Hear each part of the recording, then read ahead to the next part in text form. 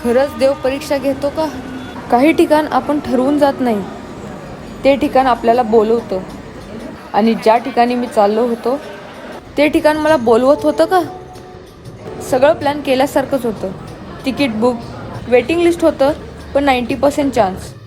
म्हणून bag pack केलो आणि मनात एकच थॉट, होईल कन्फर्म, होईल कन्फर्म.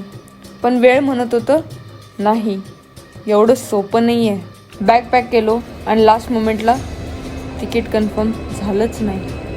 क्षणभर वाटलं ह्यावेळी पण नाही का?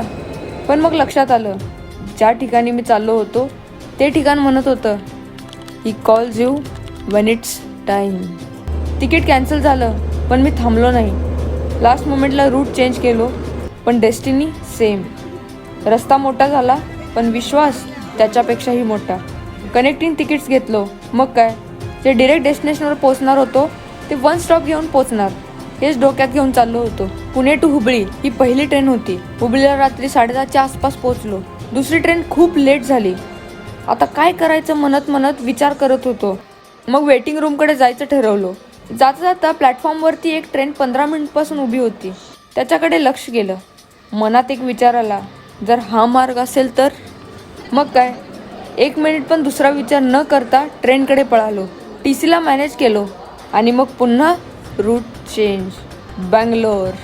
त्यावेळी मला एक गोष्ट समजलं, आता हुबळीतून दुसरी ट्रेन पकडणार. त्यात पण एक ट्विस्ट झाला की हा प्रवास मी करत नव्हतो, तर हा प्रवास माझ्याकडून करून घेतला जात होता.